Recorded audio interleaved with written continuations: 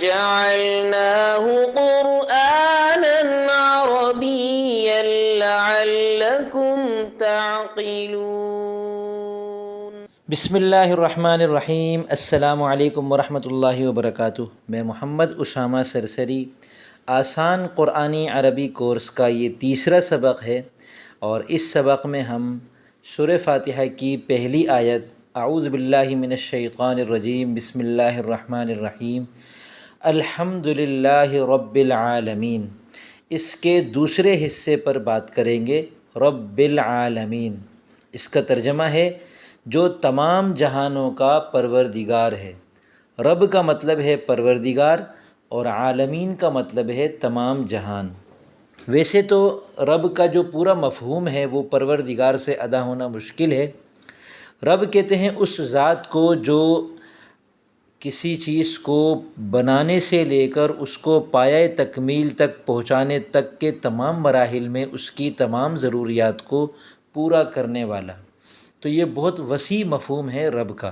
اب ہم اس کے اندر عربی گرامر کے اعتبار سے اس کے اندر سمجھیں گے کہ واحد، تثنیہ اور جمع کیا ہوتا ہے۔ چونکہ رب واحد ہے اور عالمین جمع ہے، تو یہاں اس کی مناسبت سے ہم واحد، تثنیہ اور جمع کو سمجھ سکتے ہیں۔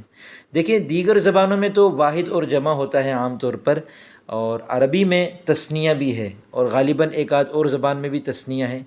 تو جب کوئی چیز ایک ہو تو اس کے لیے واحد کا لفظ آتا ہے۔ کسی بھی لفظ کی اگر آپ عربی بنا لیں تو وہ واحد ہے۔ دیوار کو عربی میں جدارن کہتے ہیں، تو یہ اس کا واحد ہے۔ دروازے کو عربی میں بابن کہتے ہیں، یہ اس کا واحد ہے۔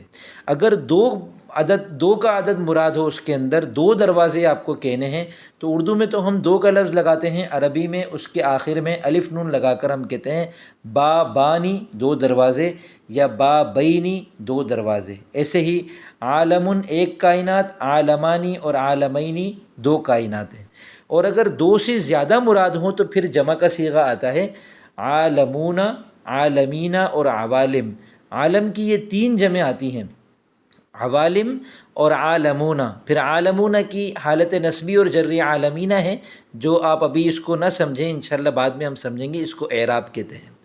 تو جمع میں جو ایک یاد رکھیں کہ ایک جمع سالم ہوتی ہے جس میں واحد کا وزن سلامت رہے، جیسے عالم کا جو وزن ہے وہ عالمون میں سلامت ہے، تو اس کو جمع سالم کہتے ہیں۔ یہ آتی ہے ذوی العقول کی، یعنی ان مخلوقات کی جن میں عقل ہے، انسان، جنات اور فرشتے۔ اور ایک ہوتی ہے جمع مکسر جس میں واحد کا وزن ٹوٹ جاتا ہے، جیسے عالم کی ایک جمع ہے عوالم۔